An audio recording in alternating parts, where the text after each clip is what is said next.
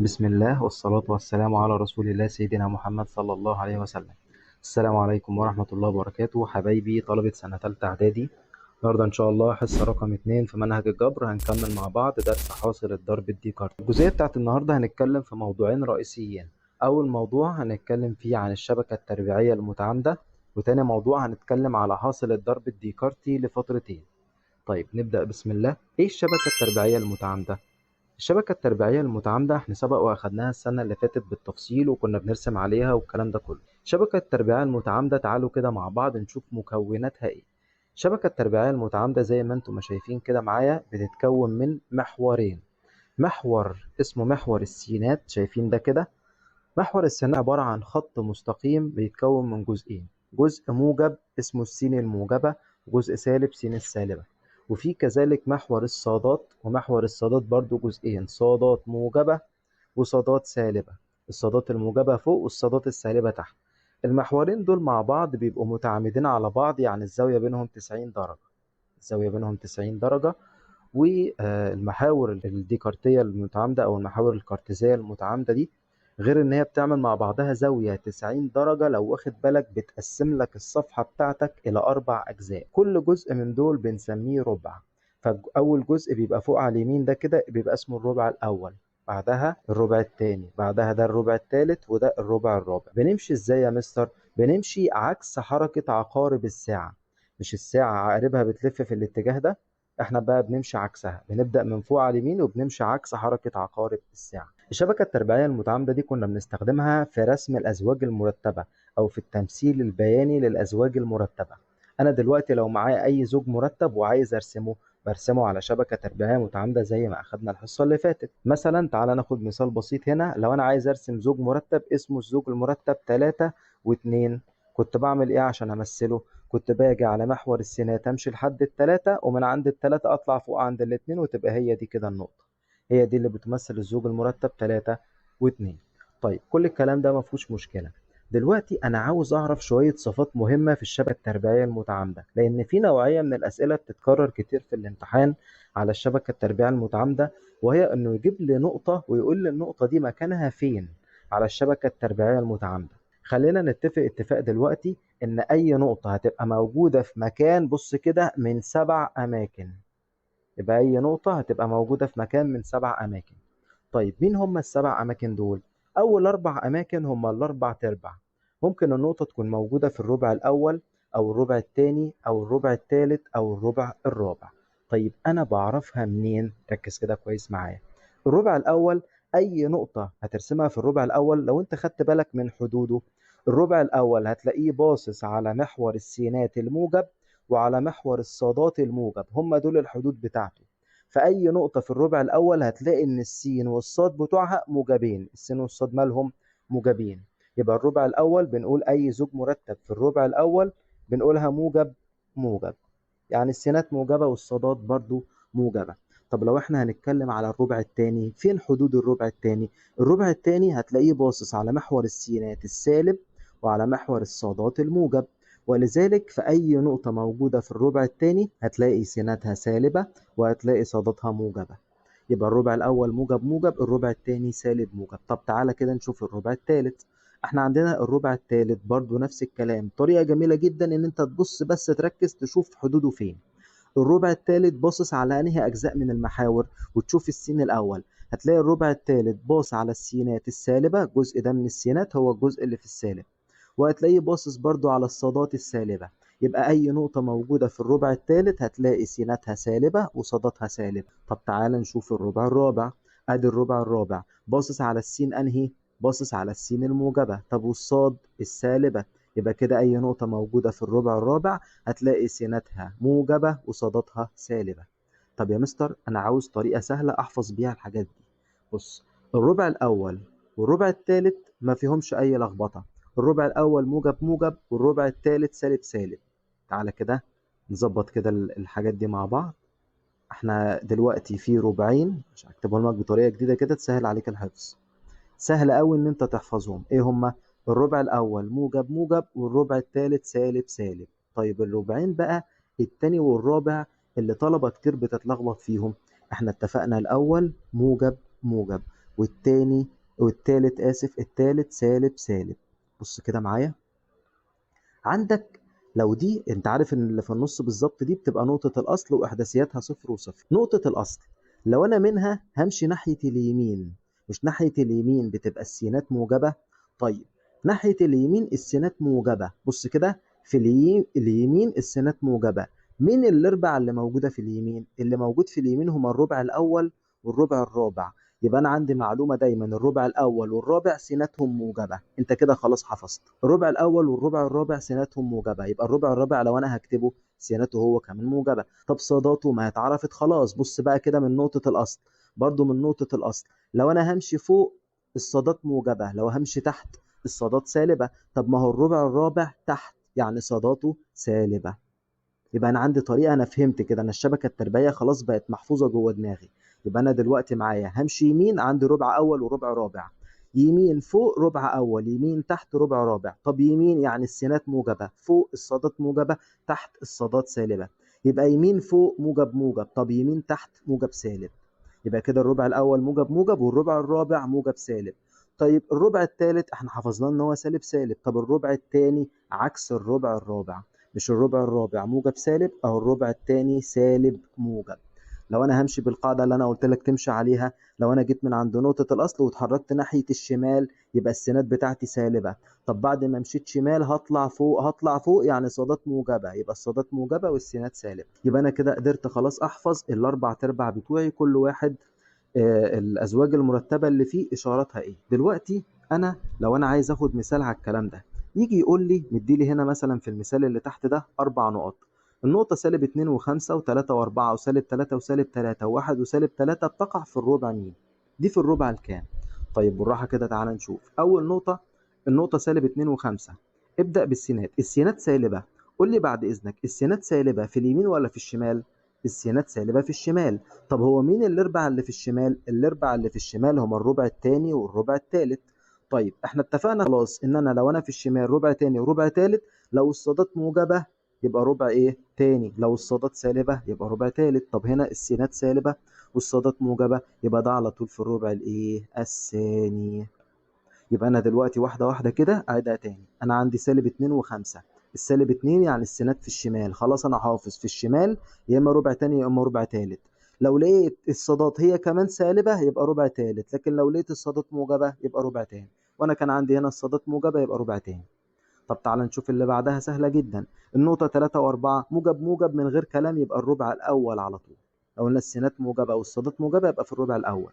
طب اللي بعدها برضو ما فيهاش كلام، سالب 3 وسالب 9 هما الاتنين بالسالب يبقى في الربع الثالث. نعرف ان اللي بيلخبطكم هو الربع الثاني والربع الرابع، علشان كده ركز معايا. الربع الرابع في اليمين يبقى سيناته موجبه والصادات سالبه، انما الربع الثاني في الشمال يبقى سيناته سالبه وصاداته موجبه. طيب اخر نقطه واحد وسالب 3 اهو، هنا عندك الاشارتين مختلفين، يبقى يا اما الربع الثاني يا اما الربع الرابع. طب عندك السينات اشارتها ايه؟ السينات موجبه يبقى في اليمين يبقى الربع الرابع. يبقى كده مفيش اي مشكله خلاص في الربع اللي النقطه موجوده فيه. يبقى اي نقطه اي ربع النقطه موجوده فيه خلاص بقى سهل بالنسبه لنا. انا قلت لك ان النقطه بتكون موجوده في مكان من 7 اماكن، انا قلت لك منهم 4 اللي هم الربع الاول والربع الثاني والربع الثالث والربع الرابع. مين ال3 اماكن الباقيين؟ ال3 اماكن الباقيين هو ممكن النقطه تكون موجوده على محور السينات، وممكن تكون موجوده على محور الصادات. كده شايف محور السينات ده ممكن نقطه تترسم عليه، وشايف محور الصادات ده ممكن برضو نقطه تترسم عليه، وممكن نقطة تترسم على نقطة الأصل تبقى مكانها على نقطة الأصل هنا نفسها. طب جميل جدا. تعالى كده واحدة واحدة نعرف امتى النقطة تكون موجودة على محور السينات، وامتى تكون موجودة على محور الصادات، وامتى تكون موجودة على نقطة الأصل. دلوقتي أي نقطة معايا لو هي موجودة على محور السينات، شايف محور السينات ده؟ لو في أي نقطة موجودة عليه، تعالى ناخد مثال ونرسم نقطة كده. وليكن مثلا أنا عايز أرسم النقطة اللي اسمها 2 و0. 2 و0 يبقى انا همشي على السينات هوصل لحد الاتنين، ومن عند الاتنين مفيش صادات يعني ولا هطلع ولا هنزل، يبقى النقطة مكانها هنا كده بالظبط. طيب جميل، دي النقطة اللي اسمها 2 و0 وليكن نسميها نقطة ألف. يبقى أنا عندي هنا دي كده نقطة ألف. طب تعالى مثلا نرسم نقطة وليكن اسمها نقطة ب، أحداثياتها وليكن مثلا 3، أو بلاش بقى المرة دي بقى ناخدها مختلفة، 0 و3. عندك السينات بصفر يعني مفيش سينات خالص. طب والصادات بكام؟ الصادات ب3، يبقى انا هطلع على محور الصادات لحد ال3 واقف كده هنا اهو، وليكن دي اسمها نقطة ب. ايه اللي ملاحظه؟ نقطة أ اترسمت على محور السينات، ونقطة ب اترسمت على محور الصادات. ليه؟ ايه المميز في النقطة؟ ركز معايا كده. مش ملاحظ ان نقطة أ الإحداثي الصادي ليها بيساوي صفر؟ اه. يبقى أنا عندي معلومة إن أي نقطة صادتها بصفر يبقى النقطة دي بتقع على محور السينات.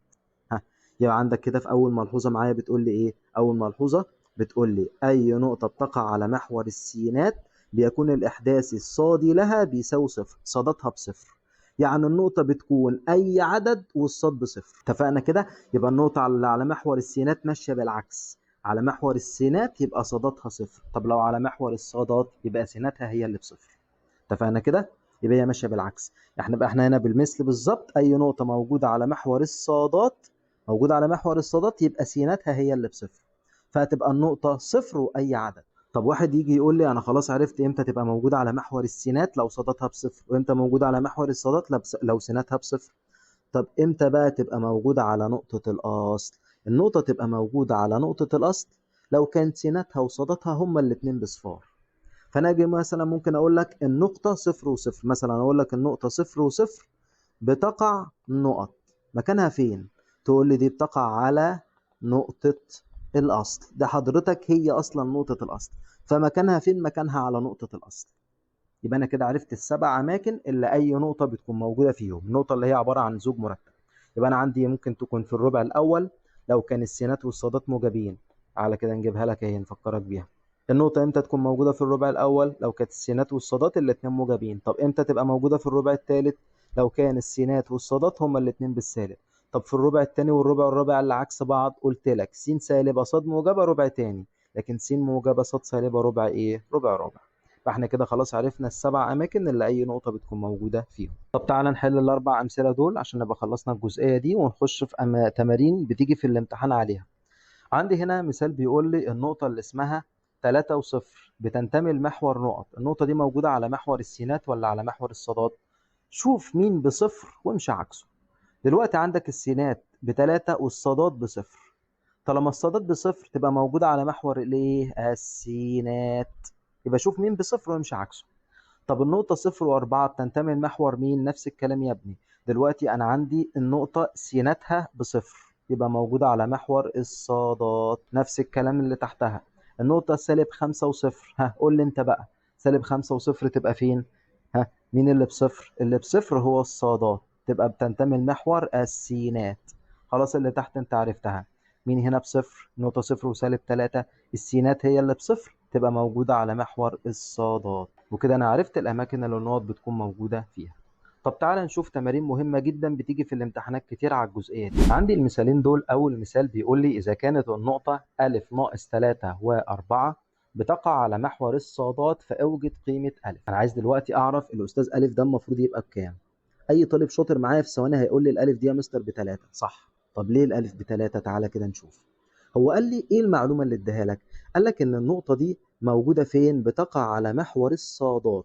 طيب مش انا عارف ان اي نقطه موجوده على محور الصادات بتكون سيناتها بصفر؟ اه. طب ومش انا عارف برضو ان السينات في الزوج المرتب كل جزء اللي على يمين الفاصله؟ طيب ادي الفاصله اهي، مش هي دي الفاصله؟ مين اللي على يمين الفاصله؟ اللي على يمين الفاصله اسمه أ ناقص 3. فهو أ ناقص 3 اللي هو السينات ده المفروض تساوي ايه؟ تساوي صفر. فانا هقول له بما ان النقطه تنتمي لمحور الصادات، طالما النقطه موجوده على محور الصادات اذا الاحداث السيني ليها اللي هو أ ناقص 3 ده يساوي صفر. دي معادله يا ابني زي اللي احنا كنا بنعملها الحصه اللي فاتت. هعمل ايه في الناقص 3؟ تروح الناحيه الثانيه زائد 3، فيبقى معايا الالف تساوي صفر زائد 3. صفر زائد 3 كام؟ 3. يبقى أنا كده عرفت إن الألف بتساوي 3، ودي أول مسألة. طب تعالى كده نشوف المسألة التانية. المسألة التانية بيقول لي إيه؟ إذا كانت النقطة 5 و2 ب ناقص 8 بتقع على محور مين المرة دي؟ على محور السينات، فأوجد قيمة ب. أراجع تاني على المعلومة. يعني إيه نقطة موجودة على محور السينات؟ يعني الإحداث الصادي ليها بصفر. مين الصادات؟ اللي على شمال الفاصلة. فين الفاصلة يا مستر؟ في الزوج المرتب أهي. شايف الفاصلة دي مين اللي على شمالها؟ اللي على شمالها 2 ب ناقص 8. هو ده كده كله على بعضه، هو ده الصادات.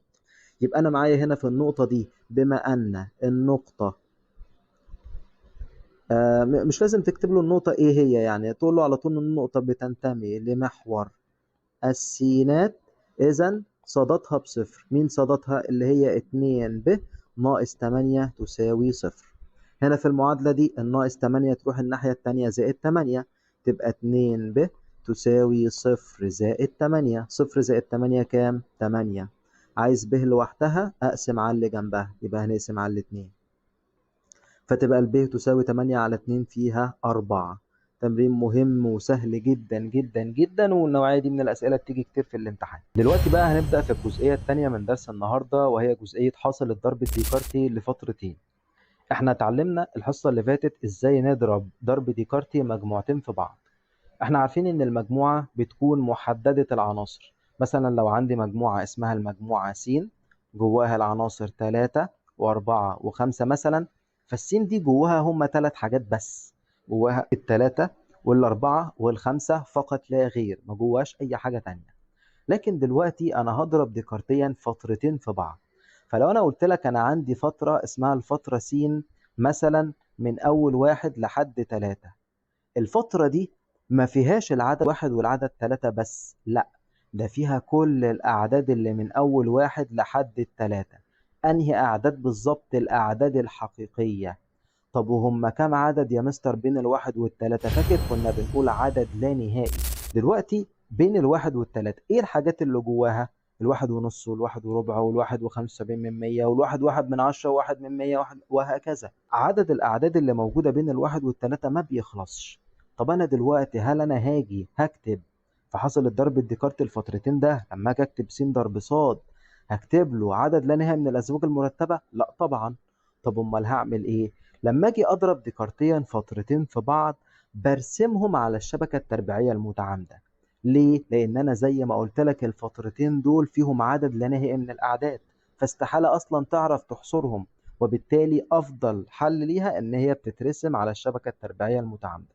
طب تعالى نشوف المثال البسيط ده، احنا هناخد عليه مسألتين وتبقى حصة النهاردة خلصت. دلوقتي السؤال بيقول لي ايه؟ واذا كانت س تساوي الفترة من 1 ل4 وصاد تساوي الفترة من أول 2 لحد 5، فمثل بيانيا س ضرب ص ثم بين أي من النقط الآتية تنتمي إلى س ضرب ص. سؤال مهم وفيه جزئيتين. إيه هما الجزئيتين؟ أول جزئية مديلك س ومديلك ص وبيقول لك مثل بيانيا س ضرب ص. شايف س ضرب ص؟ عايزك ترسمها لي بيانيا.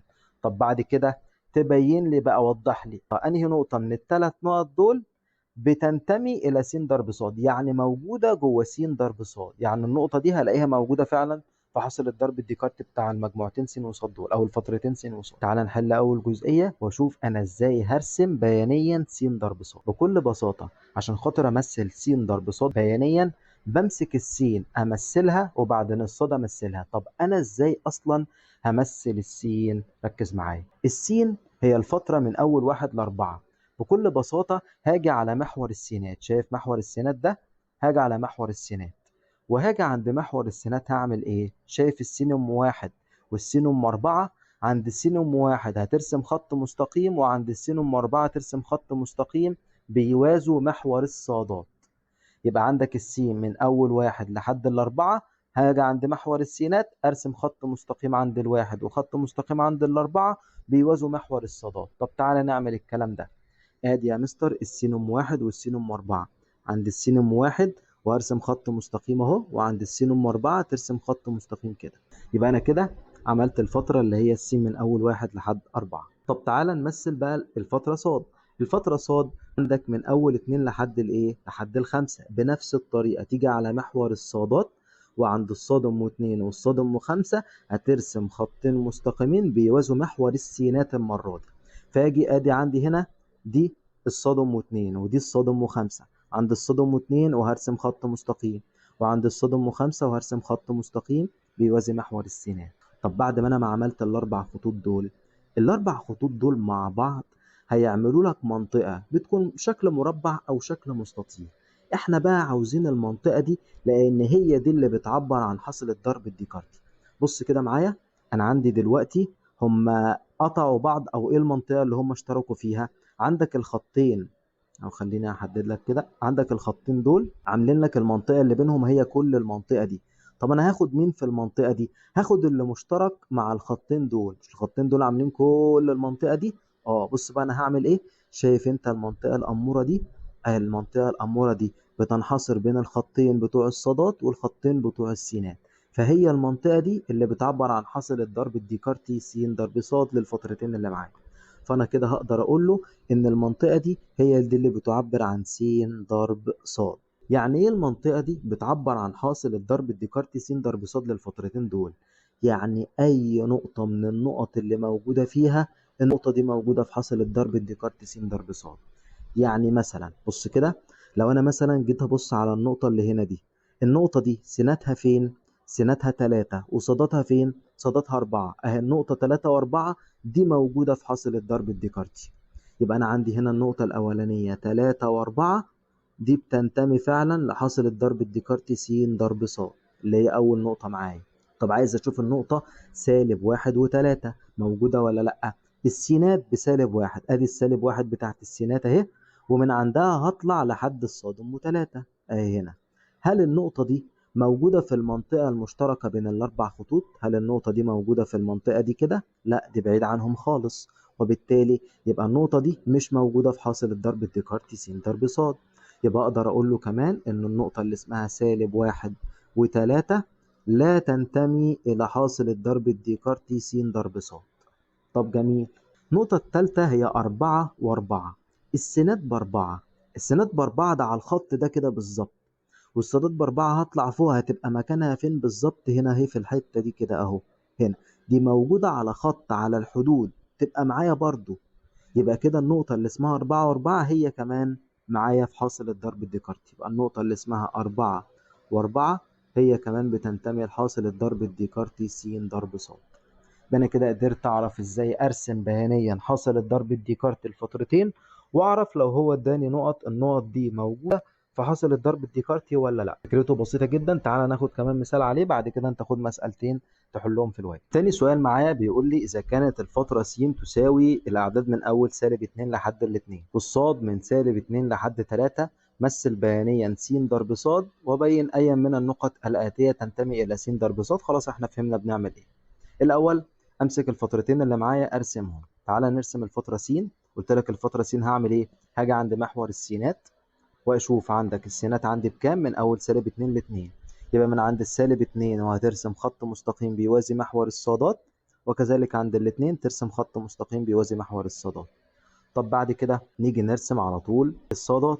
عندك الفترة صاد من أول -2 لحد 3، يبقى أدي محور الصادات. أجي عند الصاد أم -2 وأعمل خط مستقيم بيوازي محور السينات، وبعد كده برضو عند الصاد أم 3 خط مستقيم بيوازي محور السينات. حلو أوي. أنا عندي دلوقتي فين حدود المستطيل بتاعي؟ حدود المستطيل عايز خطين فوق وخطين في يمين وشمال. من الخطين اللي فوق واللي تحت؟ الأسود فوق وتحت أهو. وعندك اليمين والشمال فين؟ اليمين والشمال الاثنين الحمر دول. يبقى كده المنطقة فين؟ ادي المنطقة اللي معايا هي المنطقة دي. عندك الخطين اللي فوق واللي تحت دول، واللي في الشمال واللي في اليمين دول، بيتقاطعوا كلهم في المنطقة دي. يبقى هي المنطقة دي اللي أنا عاوزها. المنطقة اللي بتعبر عن المستطيل ده هي المنطقة دي بتاعت حاصل الضرب الديكارتي س ضرب ص. يبقى أقدر أقول له إن المنطقة دي هي دي س ضرب ص. طيب بعدين انا كده خلاص عرفت امثله له. عايز اعرف انهي نقطة في الاربع نقط دول موجودة وانهي مش موجودة. اول نقطة كده تعال نشوفها، النقطة -1 و2. همشي على السينات -1 واطلع فوق على الصادات 2، فهتبقى النقطة مكانها هو المكان ده، موجودة اهي في المستطيل، يبقى النقطة دي بتنتمي. يبقى كده اول نقطة معايا -1 و2 بتنتمي الى س ضرب ص. طب تعالى نشوف النقطة التانية 3 و1. عندك السينات ب3 والصاد ب1، يعني مكانها هنا. النقطة دي باين جدا إن هي بره المستطيل بتاعي، يبقى لا تنتمي. يبقى النقطة 3 و1 دي لا تنتمي إلى حاصل الضرب الديكارتي س ضرب ص. طب تعالى نشوف اللي بعدها النقطة 2 و4. 2 على السينات والصادات ب4، هطلع لحد الصادات أم 4 اللي هي هتبقى هنا كده تقريبا. فالنقطة دي برضو بره المستطيل اللي بيعبر عن س ضرب ص، فهي كمان لا تنتمي. يبقى النقطة 2 و4 دي لا تنتمي إلى س ضرب ص.